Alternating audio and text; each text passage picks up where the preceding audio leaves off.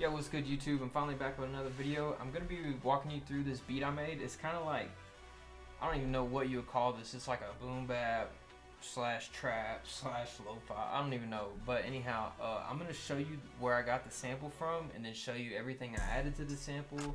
And then I'm just going to walk you through the drums and everything. So first I'm just going to play the sample that I used.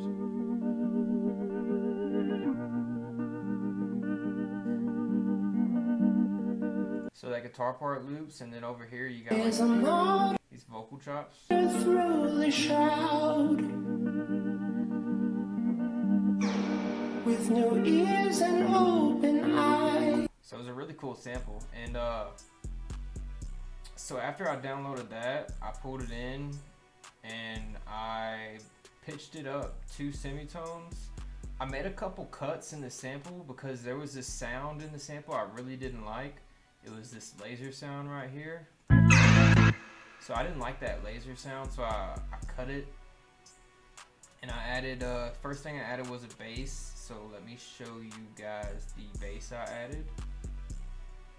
And I actually just updated my FL. I haven't updated my FL since I got it, since like 2019. So this is my first time using Flex, and as you can see, I have 1, 2, 3, 4, 5 Flex open up. So the first sound I used was this 5-string New Rock slap bass, and I kind of just tried to follow the root notes of the sample, so it sounds like this.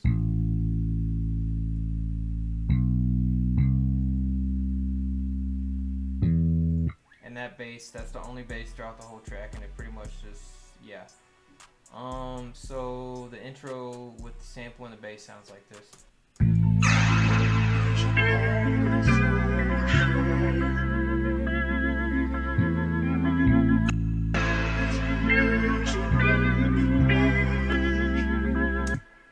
So next thing I added, I started adding all these layers. And let me show you first, let me show you this one. So I added this full brass sustain, and it sounds like this.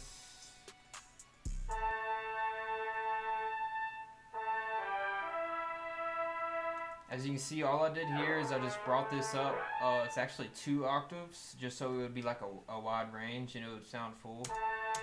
So I added the brass sustain. Next thing I added was this Dark Star Overdriven preset, and that sounds like this.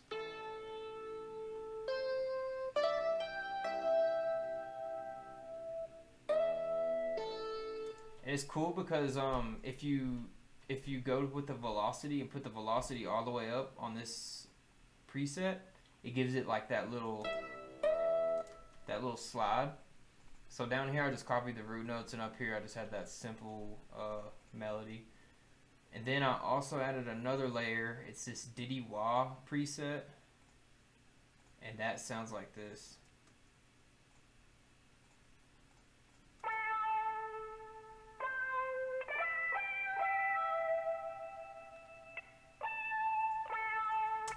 Alright, and then I added, the final layer I added was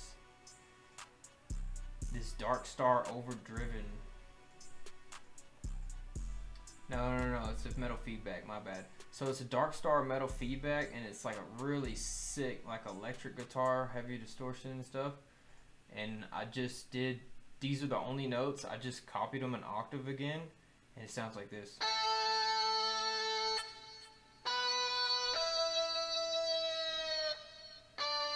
And to get the pitch bend right here, I just linked my MIDI controller, and I just, after I drew in these notes, I just pressed record, and then as soon as this note hit, I barely pulled the pitch modulation down, and that's what gives it the.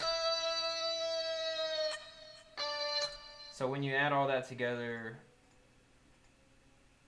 with the sample, it sounds like this.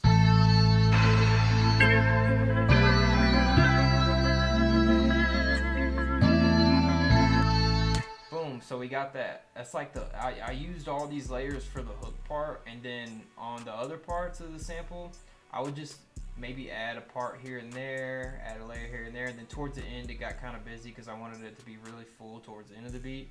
So let me walk through these drums real quick. The drums are actually pretty simple.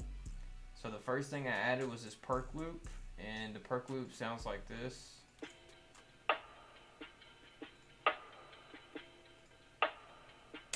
I added an EQ, another EQ, added a compressor to it just to make it kind of, you know, bring it all together. Got to put the sound together on it. Another EQ, stereo shaper to make it in both ears, and I added a little bit of reverb to the perk loop. So I thought that sounded pretty cool. I got the crash on the one. I got this little pool ball perk. You can barely hear it, but it adds a little texture. I got the kick.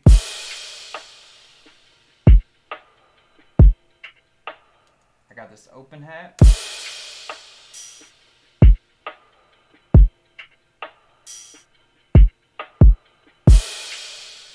And then I got these hats, and let me show you one thing I did with the hi-hats. So I just took the velocities and I did really like boom, you know, as you can see they alternate. So if you just play the hi-hats by themselves, you can hear how the velocities give it like a really good bounce, as opposed to this. It's a lot better. So after I had the hats and all that, I added a rim for the snare. And with all that and the snare, it sounds like this.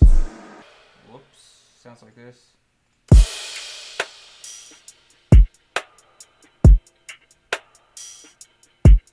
And that's pretty much all the drums throughout the whole beat.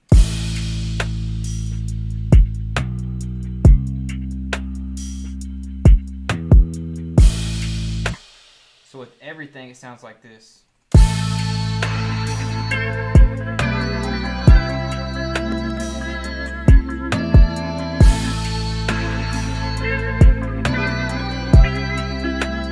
So boom, that's all the sounds. And then pretty much for the arrangement, of course I also got this little, I took this crash and I just reversed it for a little build-up sound. And pretty much for the arrangement, I tried to keep it simple. I just had the intro with the bass, with the vocal in there too, pitched down an octave. And then for the hook, I bring everything in. But for this part of the hook, that vocal you hear isn't in there because I thought that was too much to have the vocal and all these guitar parts. So I left the vocal out of this part. And then for the first part of the verse, it just drops into this. It's just...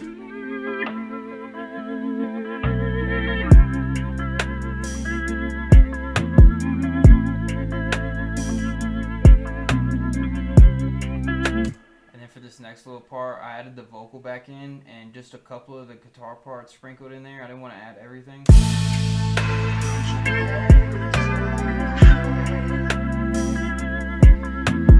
Another little verse part where it's just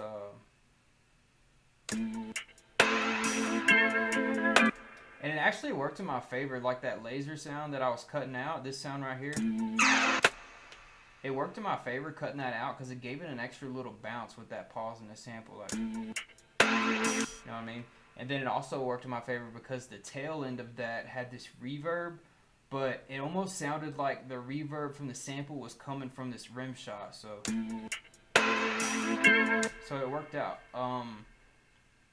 So I just had that, and then I had this little, you know, this little breakdown in the middle where it's just a sample. Back to the hook, and then this all really repeats. This is all the same as this over here, and then for the end, I kind of just have like this really big, you know, I have the hook again, and then I have the other part where it has the vocals in it, and I think I changed the guitar part on this. I just took out the high octave because, like I said, with all the guitars and the vocal, to me it sounds a little bit too much, so I took that out. And then for the outro, I did this gross beat for the outro, and then just the volume going down like this. So let me just play you like the full outro so you can get an idea.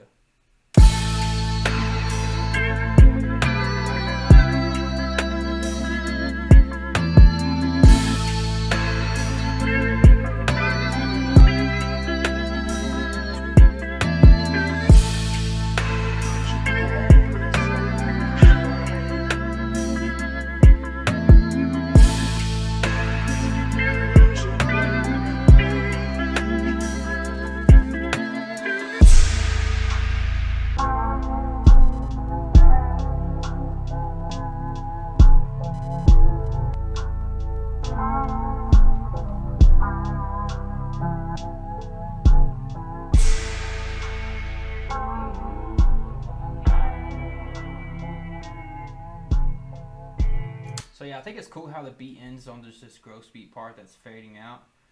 And that's pretty much the whole beat. Like I said, I had the sample, I chopped up a couple parts. Oh yeah, let me show you how I processed the sample. I didn't add a whole bunch.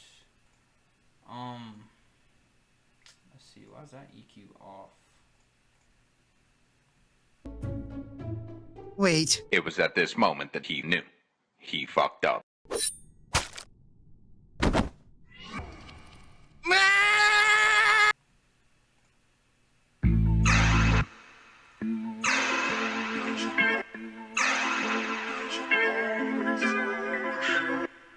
That's not good.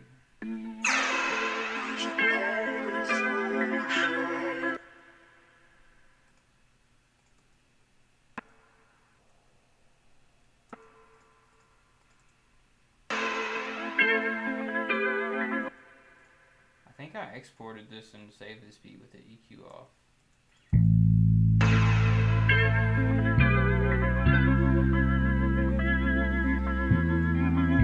The good part is it's not clashing. Maybe I didn't need that EQ. Anyhow, the first EQ I added was actually this. It looks crazy, but without that EQ, it sounds like this. And then with the EQ, I kind of just wanted to bring up the highs and stuff. Soundigizer, because why not? Then RC20, that's all I really added there. For all these little guitar parts, I didn't add a bunch of effects, just like an EQ, like the radio EQ on one of the effects, and a reverb for one of the other guitars, you know, just an EQ cutting out some of the highs, an RC20, a chorus, another EQ. Yeah, just not anything crazy, just reverbs and EQs and stuff like that. Not a whole bunch. Literally, I didn't put anything crazy on any of these tracks, just EQs. For the master, I just put the soft flipper limiter on. And yeah, guys, that's pretty much it. Like I said, I don't really know what kind of beat you would call this. If it's like it's not really boom bap because the drums aren't boom bap. It's not really trap because it's not trap drums. I don't even know, bro. But anyhow, I hope you enjoyed the video, and I'll catch you on the next one. Do not forget to like and subscribe.